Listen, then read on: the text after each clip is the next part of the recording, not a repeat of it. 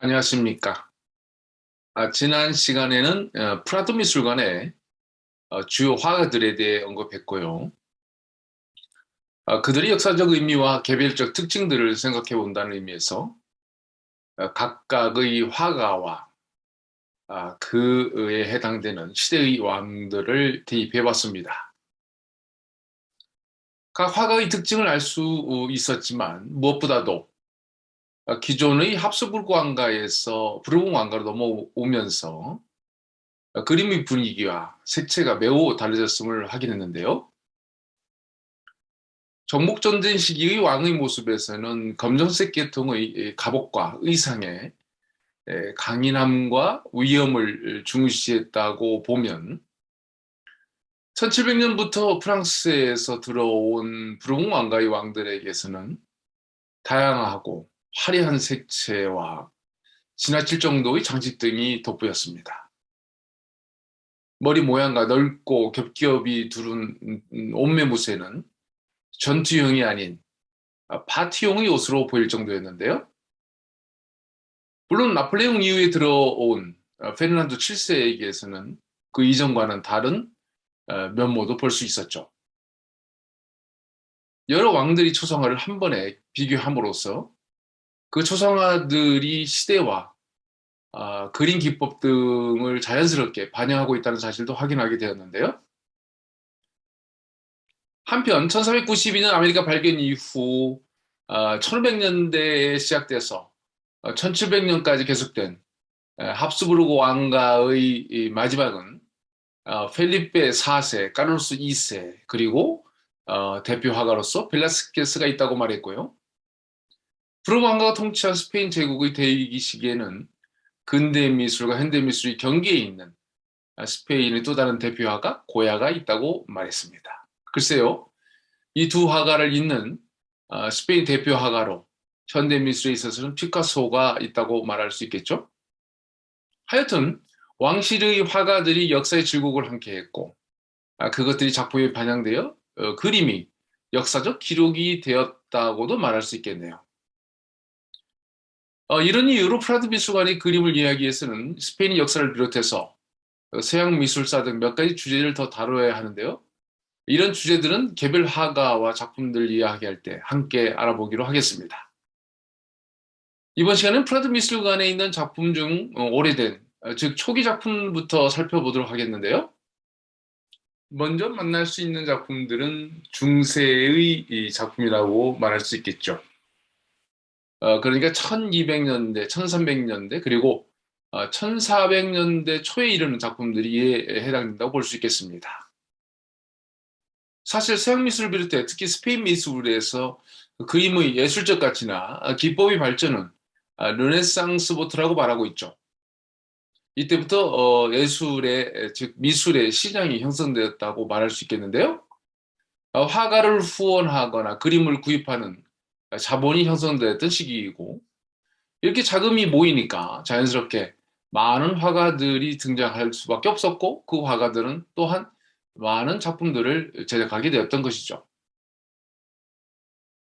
약간 추상적인 설명일 수 있겠지만 사람들의 종교에 대한 관념의 변화도 주목할 필요가 있겠는데요.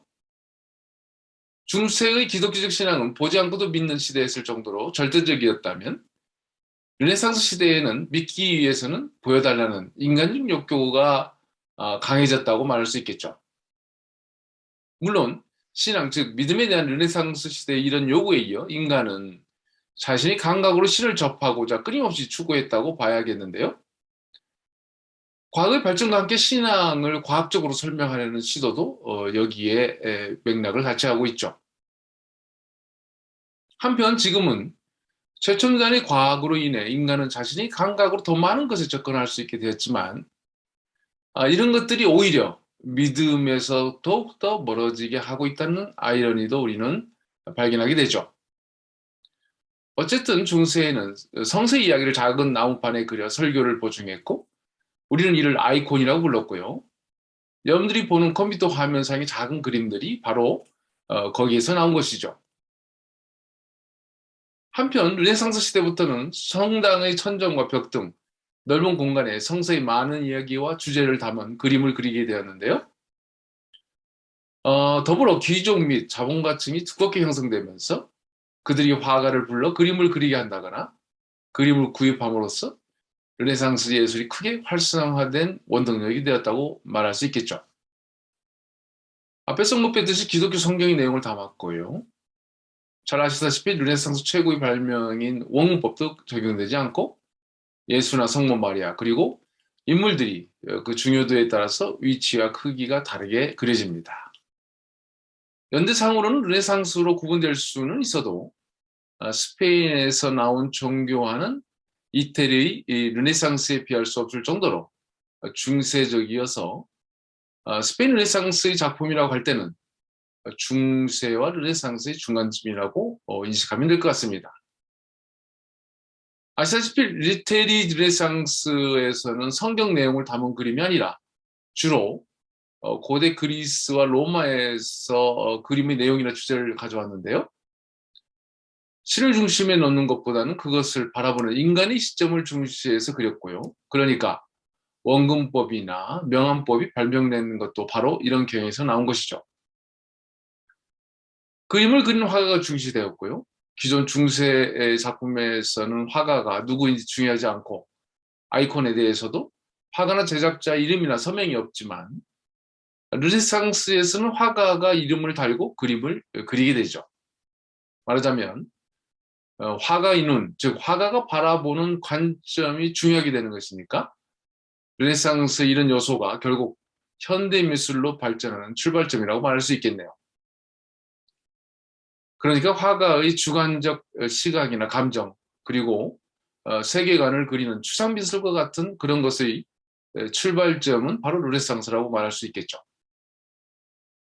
그런데 말이죠. 스페인 르네상스에서 중시해야 할 경향이 있는데요. 바로 프랑드르 지역의 그림인데요. 이것을 프랑드르 화파라고 말할 수도 있겠습니다. 이 지역의 화풍이 스페인에 직접 들어오기도 하고 스페인 화가들에게 영향을 끼쳤다는 사실인데요. 이 지역을 스페인어로는 플란데스라고 하고요. 이 지역 출신을 플라멩코 그리고 플라멩카라고 불렀죠. 당시 이 지역은 스페인과 마찬가지로 합스부르크 왕가의 통치하에 있었고요. 지금은 대략 벨기에에 해당되는 이곳은 스페인의 통치 지역이라고 말하기도 합니다. 이렇게 스페인과 플랑드르 지역은 아주 밀접한 관계에 있었기 때문에 이 지역 출신의 화가들이 스페인에서도 활동했다는 것은 어쩌면 당연한 일이라고 말할 수 있겠는데요. 앞의 강의에서도 언급했듯이 르네상스의 두 가지 흐름으로 이태리 르네상스와 북유럽의 르네상스를 언급했었는데요. 아직 르네상스의 기운이 활발하지 못한 스페인 땅에 북유럽, 즉 프랑드르의 르네상스가 스페인에 들어왔다고 말할 수 있겠습니다. 이 지역 출신으로 프라드 미술관에 그림이 있는 화가로는 후안 데 플란데스가 있는데요. 플랑드르에서 온 후안이라는 의미의 이름을 갖고 있죠. 그러니까 그 출신이 플랑드라는 점을 드러내주고 있는데요. 한편 프라드 미술관에서는 그와 유사한 그림을 그린 스페인 화가로는 페르난도 가이에고라든가 미겔 히메네스의 그림을 만나게 되는데요. 그렇다면 이들의 그림은 프랑드르 풍이라고 분류할 수 있겠죠. 앞에서 우리는 스페인 르네상스 그림에 영향을 준 경향으로 프랑드르 화파에 대해서 말했는데요. 르네상스를 말할 때는 주로 이태리와 연결시키는 경향에 따라서 레오나르도 다빈치를 비롯해서 미켈란젤로나 라파엘 산치오 등을 주된 예술가로 말하지만 유럽의 르네상스는 크게 두 가지로 대별해 볼 수 있습니다.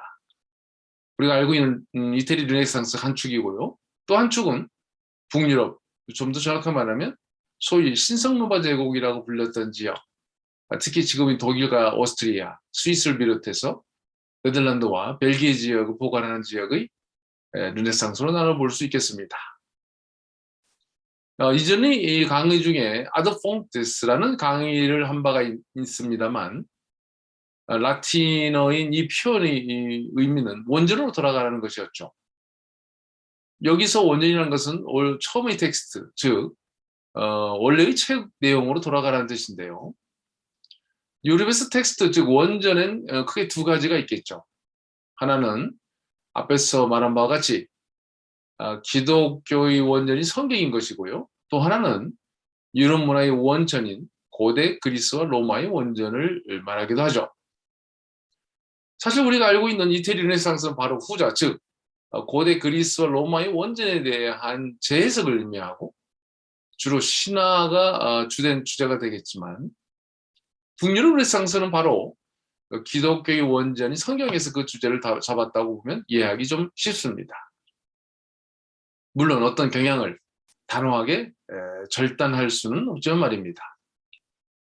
하여튼 이런 두 가지 흐름 중에서 스페인의 르네상스는 기독교의 원전을 중시하는, 즉 북유럽의 르네상스에서 영향을 받았으며 그것은 바로 합스부르크 왕가의 통치 지역이라는 공통점을 갖기 때문이라고 말을 했는데요. 이런 차원에서 앞에서 말한 바와 같이 프라도 미술관에서 만나는 작품들은 시대는 르네상스라고 하더라도 중세의 그림과 별로 다르지 않다고 생각하는 이유가 될 것인데요. 물론 바로크 시대의 루벤스와 같은 작가에서는 고대 그리스 로마의 것은 물론 기독교의 주제를 자유저제로 다뤄서 신성 모독이거나 불경스럽다는 평가를 내릴 만큼 대담해졌는데요. 그만큼 프랑드르 화파는 기독교적이면서 매우 개혁적인 성향이 강했고 그것은 당시 스페인이 감히 넘어설 수 없는 것이었죠. 말하자면 주제는 같더라도 그것을 표현하는 방식에 있어서는 프랑드르 화파가 더욱더 파격적이었다고 말할 수 있습니다.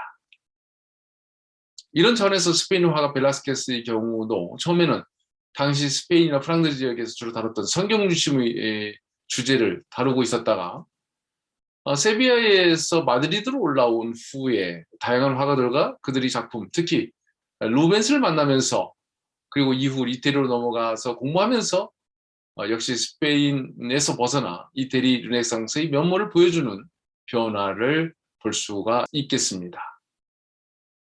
한편 이러한 경향은 단지 그림에서만의 일은 아닌데요. 사상과 철학에 있어서도 마찬가지였습니다. 우리가 알고 있는 기독교 내의 기억주의자들은 주로 이태리를 벗어나 북유럽에서 나왔는데요. 말하자면 당시 기독교색의 수많은 문제점들은 바로 원전인 성경의 문구로 돌아가자는 그래서 보다 철저하고 원칙적인 성경 해석을 통해 극복하고자 했으니까 이것은 자연스럽게 기독교 세계의 개혁으로 불이 붙게 되었죠. 성직자들이 해석했던 공통의 성서 해석, 즉 해석의 절대성에서 벗어나 각 개인의 성서 해석은 결국 기독교 세계에 혼란을 가중시켰지만 동시에 다양한 해석을 통해서 보다 다양한 설명이 가능해졌으니까 기독교 세계는 엄청난 자산을 얻게 되었죠. 이런 변화에는 구텐베르그에 의한 인쇄술과 성서의 인쇄, 그리고 성서의 대중적 보급이라는 사건까지도 설명되어야 하겠죠. 어쨌든 역사에서 배웠던 장 칼뱅이라거나 율리히 찌빙글리, 그리고 루터의 종교개혁 역시 성경이라는 원전으로 돌아가려는 기독교 개혁주의 르네상스의 모습이라고 볼 수 있겠습니다. 문의 사조적으로는 이태리에서는 단순히 인문주의 또는 휴머니즘이라는 용어를 쓰게 되지만 이 지역에서는 기독교적 휴머니즘, 즉 크리스찬 휴머니즘이라는 약간 모순적인 용어를 쓰게 되죠. 신을 중심에 두는 기독교와 인간을 중심에 두는 휴머니즘을 혼합한 뭔가 불합리하면서도 결국 서로 조합해야 했던 그 당시 그 지역의 상황을 담은 표현이라고 말할 수 있겠습니다. 물론 종교개혁이니 반종교개혁 등도 이 지역의 특징이었죠. 한편 기독교 안에서의 개혁에도 급진적이며 전면적인 개혁을 주장하는 경우와 타협적이면서 점진적인 개혁을 주장하는 사람들이 있었다는 것을 우리는 기억하고 있는데요. 바로 네덜란드 출신 에라스무스의 철학과 사상은 그것이 가장 보수적 기독교를 지켰던 스페인에서는 금지되었지만 스페인 내부에서는 그의 주장을 따르는 지식인들이 꽤 많았죠. 세르반테스가 젊었을 때 그를 가르쳤던 후안 로페스 데 오이오스라는 인문학자는 바로 에라스무스를 추종했던 사람이었죠. 말하자면 이런 접촉면은 세르반테스와 그의 작품들, 특히 돈키호테를 말할 때 에라스무스와 연결하게 되는 이유가 되는데요. 에라스무스의 광기의 찬이라는 책에서 말하는 광기, 즉 믿음은 바로 돈키호테의 그것과 연결되는 그런 개념이죠. 근데 이번 시간에는 르네상스의 경향을 기존에 우리가 알고 있었던 이태리 르네상스와 구분되는 북유럽의 르네상스와 그 경향이 있었음을 말했고요. 르네상스가 추구하는 바 원전으로 돌아가라 또는 텍스트로 돌아가라는 구호는 한쪽에서는 고대 그리스 로마와 그 신화로 돌아가는 것으로 또 한쪽은 성경 그 자체로 돌아가는 것이 됨으로써 서로는 대단히 다른 경향을 낳았다는 점을 말했습니다. 특히 스페인 미술가 사상은 북유럽 르네상스의 영향을 직접적으로 받았는데 그것은 지리적인 이유도 있겠지만 합스부르크 왕가라는 공통점이 있었기 때문이라는 점을 언급했습니다. 감사합니다.